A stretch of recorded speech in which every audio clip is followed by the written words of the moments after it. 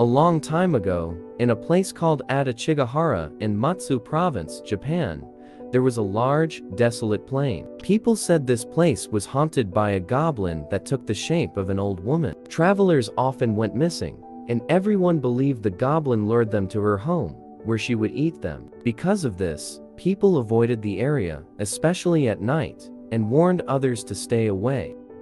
One evening, just as the sun was setting, a Buddhist priest found himself wandering in Adachigahara. He was a pilgrim, traveling from shrine to shrine, but he had lost his way. Tired, hungry, and with no one around to help him, he became desperate to find a place to rest for the night.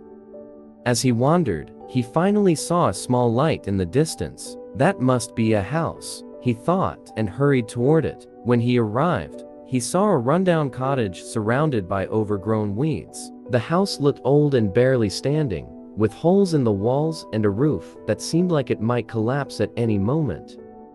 Inside, by the light of a dim lantern, an old woman was sitting and spinning thread. The priest called out to her, "Good evening, grandmother. I'm a traveler who has lost his way. I have nowhere to sleep tonight. Could you please let me stay here?" The old woman stopped her work and came over to him. "I'm sorry," she said. "This is a poor place, and I have nothing to offer you. I don't even have a bed." "That's all right," the priest replied. "I just need a roof over my head for the night. I'm too tired to go any further. Please, let me stay." After some hesitation, the old woman finally agreed. "Very well," she said. "I can't offer much, but you can stay. Come in, and I'll make a fire to keep you warm."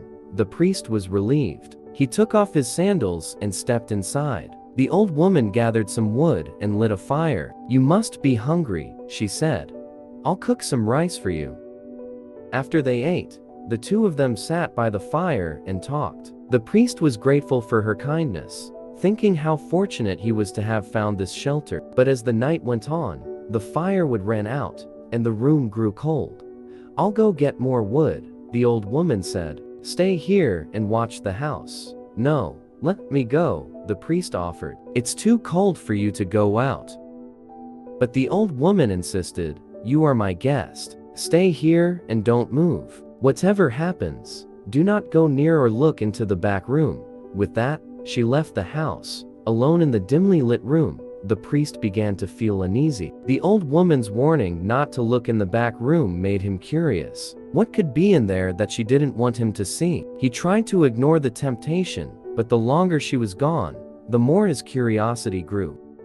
Finally, he couldn't resist any longer. "She won't know if I take a quick look," he thought. He slowly got up and started to approach the forbidden room. The priest couldn't resist his curiosity any longer. He stood up, his legs still stiff from sitting, and slowly crept toward the forbidden room. His hands trembled as he slid the door open, and what he saw made his blood run cold.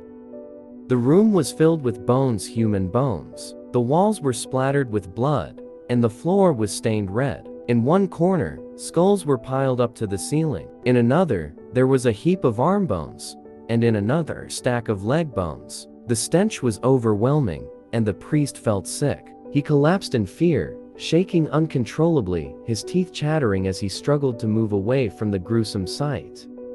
"Oh, no, what kind of nightmare have I stumbled into?" he thought. "Could that kind old woman really be the goblin? When she returns, she'll reveal her true form and devour me." This terrifying realization gave him the strength to act. Grabbing his hat and staff, he fled the cottage as fast as he could. He ran through the night, desperate to escape the goblin's lair, but soon, he heard footsteps behind him and a voice calling out, "Stop, stop." He ignored the voice and ran even faster, but the footsteps grew closer, and the voice, now clearly the old woman's, grew louder. "Stop, stop, you wicked man. Why did you look into the forbidden room?" Fear drove the priest forward. He knew that if the goblin caught him, he would become her next meal. As he ran, he chanted a prayer to Buddha. "Namu Amida Butsu. Namu Amida Butsu."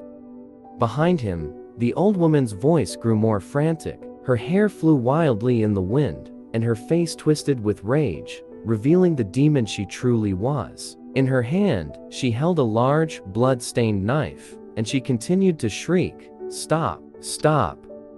Just when the priest thought he couldn't run any further, the first light of dawn broke through the darkness. As the sun rose, the goblin vanished, and the priest knew he was safe. He realized he had narrowly escaped the Goblin of Adachigahara, a tale he had heard many times but never believed. Feeling immense gratitude, the priest stopped to offer prayers of thanks to Buddha, whose protection had saved him. Then, eager to leave the haunted plain behind, he continued on his journey, grateful to be alive. Moral: be cautious of warnings and trust your instincts to stay safe.